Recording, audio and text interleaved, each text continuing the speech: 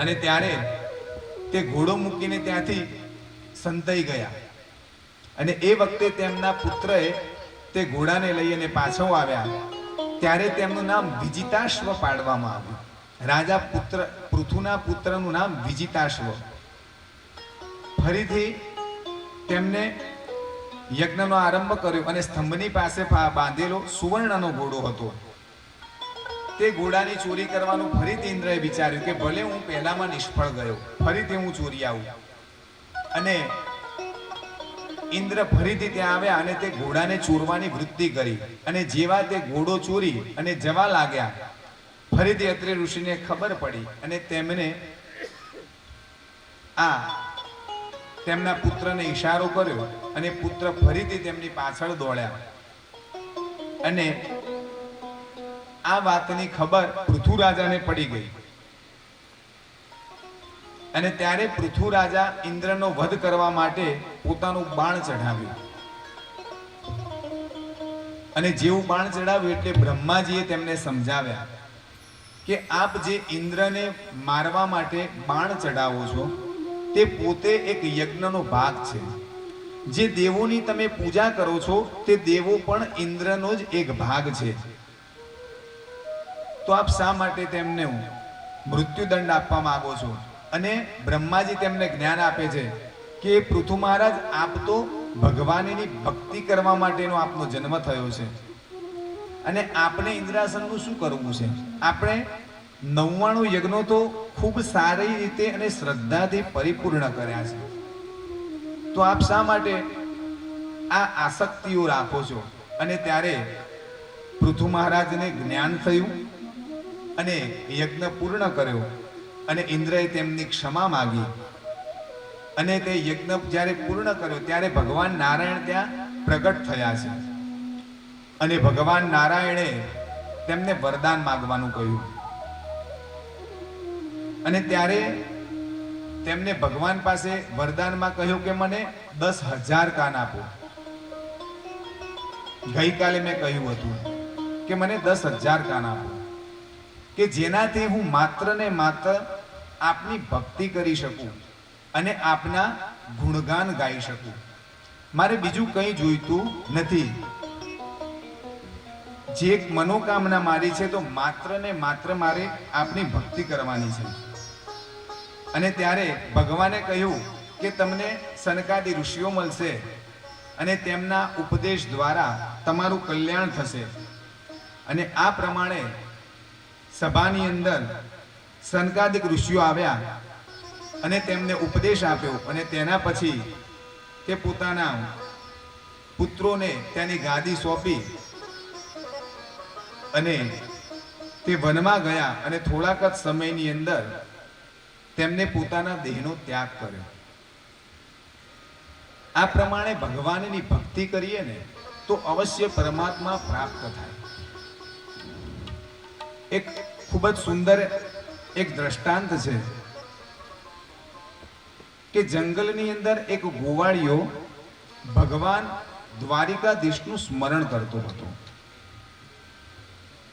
અને ભગવાન દ્વારિકાધીશની જય જયકાર કરતો હતો, તેમની ભક્તિ કરતો હતો અને તે ભગવાનની ભક્તિમાં એટલો બધો લીન બની ગયો. તે ગોવાળિયાઓની ગાયો ત્યાં આગળ ચરતી હતી અને તે સમયે ત્યાંથી એક રાજા પસાર થઈ રહ્યો હતો. તેમનો રાજા જે હતો તે ત્યાંથી નીકળતો હતો અને તેને જ્યારે આ ગોવાળિયો તેની મસ્તીમાં મગ્ન હતો, ભગવાનનું સ્મરણ કરી રહ્યો હતો, આવું જોયું. પણ તે ગોવાળિયાને ખબર નહીં કે રાજા અહીંયાથી પસાર થાય છે. તે બિચારો સીધો સાધો અને ગરીબ માણસ હતો. રાજા ક્રોધિત બન્યા, તેની પાસે આવ્યા. તને ખબર નથી પડતી કે હું અહીંયાથી પસાર થયો તો તું મારી અવગણના કરે છે? મને આવતો જોઈ અને આડું જોઈ અને તું આ કોનું નામ લઈ રહ્યો છે? આ દ્વારિકાધીશ, આ દ્વારિકાધીશ, આ દ્વારિકાધીશ છે કોણ? એટલે તેને કહ્યું કે દ્વારિકાધીશ તો જગત પિતા છે. તે મારા એકલાનો નહીં, તે આપનો પણ પિતા છે, અને તમારો અને મારો જ નહીં, પણ એ તો જગત પિતા છે, જગતનું પાલન કરતા છે. ત્યારે રાજા ખૂબ અભિમાની હતા. તો રાજાએ કહ્યું કે આ તારો દ્વારિકાધીશ રહે છે ક્યાં? તું મને મળવા લઈ જા.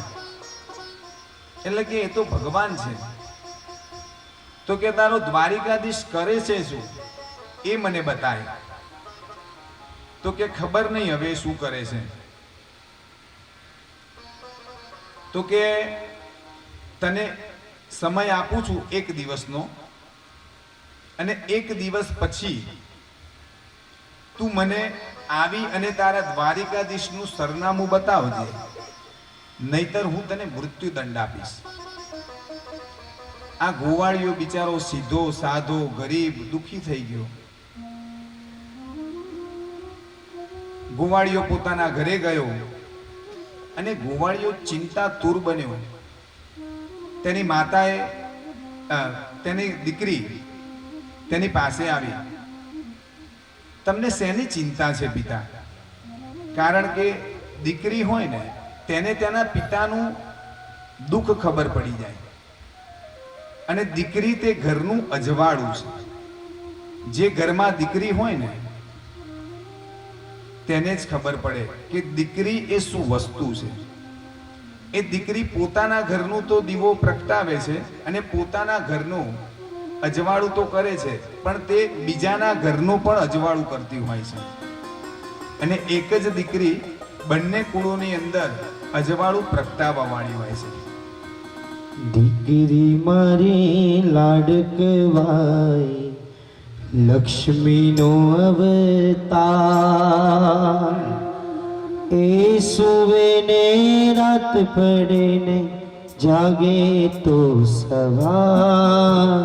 દીકરી મારી લાડકવાય, લક્ષ્મીનો અવતાર. એ સુવે ને રાત પડે ને જાગે તો સવાર. દીકરી મારી લાડકવાય, ઢીંગલા સાથે રમતી ઢીંગલી જેવું તારું બાર. રમતા થાકે ભૂખ લાગે તો ખીર રાંધો તૈયાર. રૂપમાં એના હારા લાગે પરીનો ગણસાર. દીકરી મારી લાડકવાય, લક્ષ્મીનો અવતાર. એ સુવે ને રાત પડે જાગે તો સવાર. દીકરી મારી લાડકવાય, કાલી ગેલી વાણીથી ઘર ઘોંઘાર ગુજે. પાપા પગલે ચાલતા બાપનું હૈયું ઝૂમે. દીકરી તું તો માત પિતાનો સાચો છે આધાર. દીકરી મારી લાડકવાય, લક્ષ્મીનો અવતાર.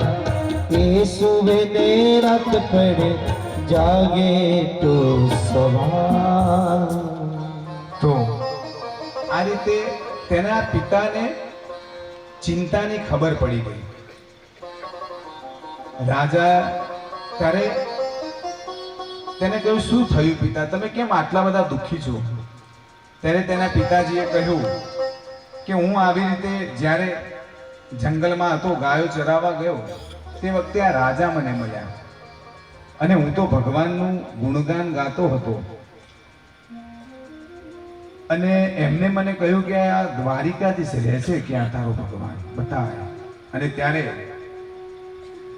જો હું હવે તેમને નહીં બતાવું તો તેમને મને મૃત્યુદંડ આપવાનું કહ્યું છે. દીકરી કહે, એમાં શું ચિંતા કરો છો પિતાજી? આટલી જ વાત છે. તમે જવાબ ના આપશો, હું આપી દઈશ. તમે તારે શાંતિથી અત્યારે જમી લો અને રાત્રે શાંતિથી સૂઈ જજો, અને મને રાજાની પાસે લઈ જજો, હું તેનો જવાબ આપી દઈશ. અને ત્યારે તો એ જમી અને તેને આખી રાત ઊંઘ નથી આવતી. તે ગોવાળીને થયું કે હું આટલી ઉંમરવાળો જવાબ ના આપી શકું તો અમારી નાની દીકરી કેવી રીતે જવાબ આપશે? બીજા દિવસે રાજાની પાસે હાજર થયા અને રાજાએ કહ્યું કે બોલો તમે જવાબ લાવ્યા છો, તમારા દ્વારિકાધીશ ક્યાં રહે છે, મને બતાવો. અને ત્યારે તે ગોવાળિયાએ કહ્યું કે આવા પ્રશ્નો તમે મને ના કરશો. આવો તો પ્રશ્ન મારી નાની દીકરી આનો તો જવાબ આપી દે. તો કે એમ કે હા, તો બોલાવો તમારી દીકરીને. દીકરી આવ્યા છે. દીકરીને કહ્યું આ દ્વારિકાધીશ કોણ છે? એટલે કે અમારો ભગવાન. તો કે પ્રજા તમારો તો ભગવાન હું કહેવાઉં? તો કે ના, આ તો જગત પિતા છે ભગવાન. તો કે એમ, તારો ભગવાન રહે છે ક્યાં? તો કે બતાય. તો કે બતાવી દઉં. તો કે લાવો એક વાટકામાં દૂધ. દીકરીએ દૂધ મંગાવ્યું અને કહ્યું કે જોડે સાકર લાવો. અને તે દૂધની અંદર તે સાકર નાખી દીધી અને સાકરને હલાઈ ગોળ ગોળ ભેળવી દીધી. પછી રાજાને કહ્યું લો. એટલે કે ક્યાં છે તારો ભગવાન? તો કે આમાં સાકર છે. તો કે નથી. ક્યાં ગઈ? તો કે ભળી ગઈ. તો કે જેવી રીતે આ દૂધની અંદર સાકર ભળી ગઈ છે તેવી રીતે મારો ભગવાન દ્વારિકાધીશ આખા જગતની અંદર ભળી ગયેલો છે. એ જગત પિતા છે. તો કે તારું ભગવાન કઈ બાજુ, તેનું મોઢું કઈ બાજુ છે, તેનું મુખ ક્યાં છે? એટલે તેમને કહ્યું દીવો પ્રગટાવો. દીવો પ્રગટાવ્યો. એટલે કે આ દીવાનું મુખ કઈ બાજુ છે બતાવો રાજા. એટલે કે દીવાનું મુખ તો બધી બાજુ